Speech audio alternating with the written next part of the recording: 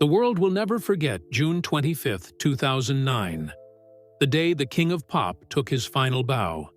But behind the headlines and the chaos, the truth about Michael Jackson's last hours reveals a story filled with exhaustion, pressure, and silent pain.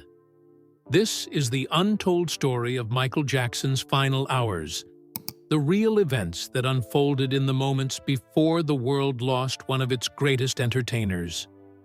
In the weeks leading up to his death, Michael Jackson was preparing for what he called the biggest comeback of his life. This is it. The tour was meant to be his grand return to the stage after years of absence. 50 concerts were scheduled at London's O2 Arena, and the pressure was unimaginable. Friends and colleagues said Michael wanted perfection. Every dance move, every note, every light cue had to be flawless.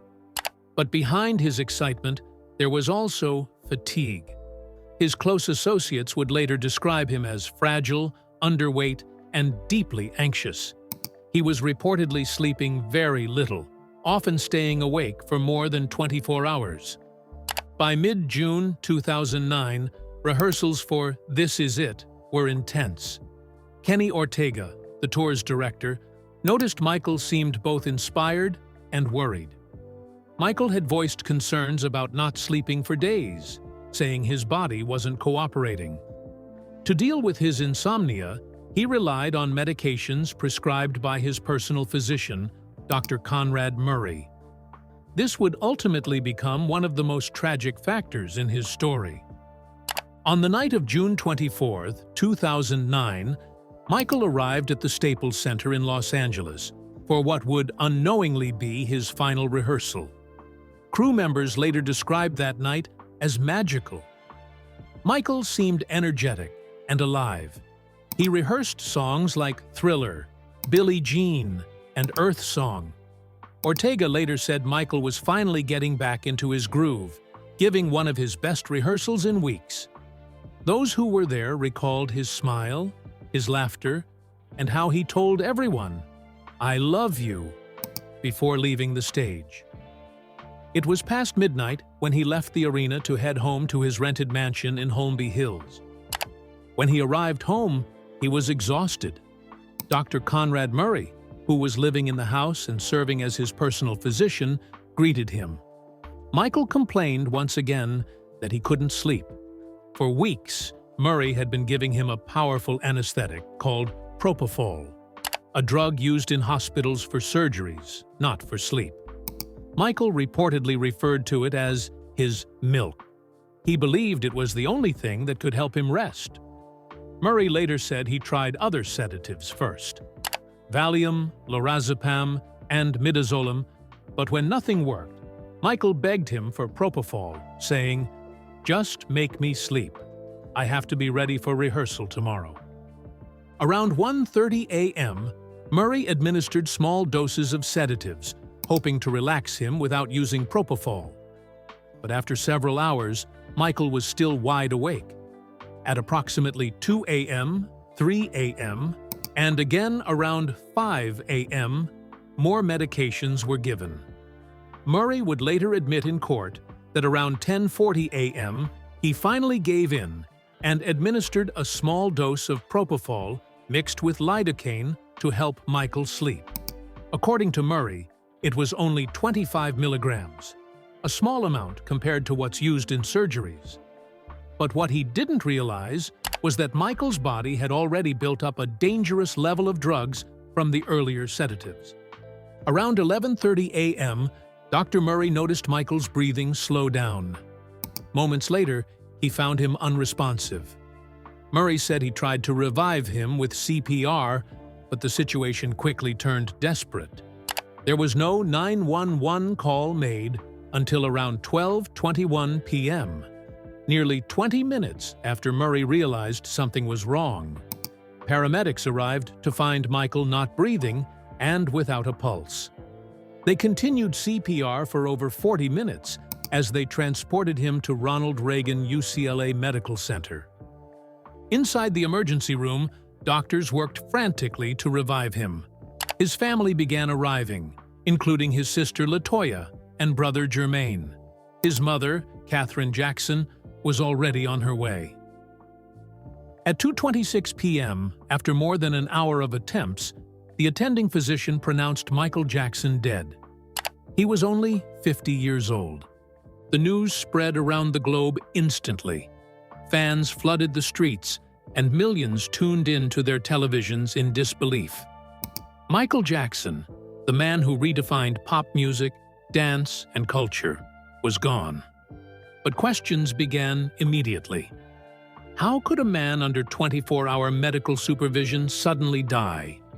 And why was a surgical anesthetic found in his system? An autopsy later confirmed the cause of death: acute propofol and benzodiazepine intoxication. The manner of death was ruled as homicide.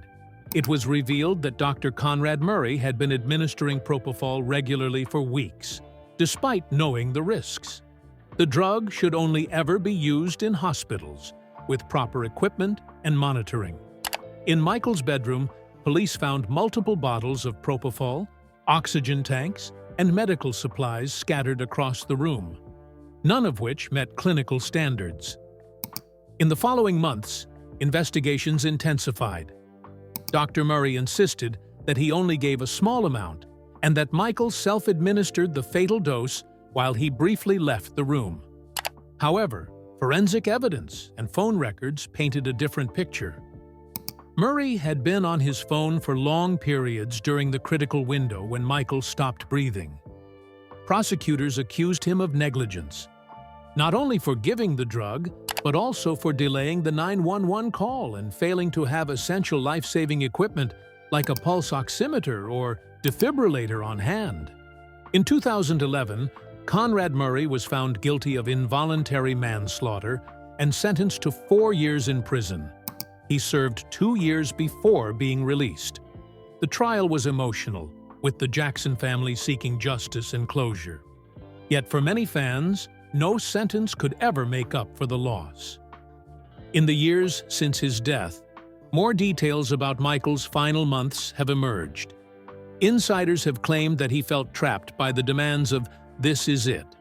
He reportedly feared he wouldn't physically survive the 50-show schedule, but felt obligated because of financial pressures. Still, those close to him remember moments of hope.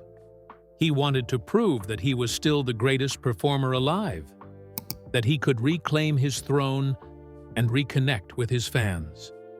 The last footage of Michael, taken during his final rehearsal, shows him performing "They Don't Care About Us" with full energy.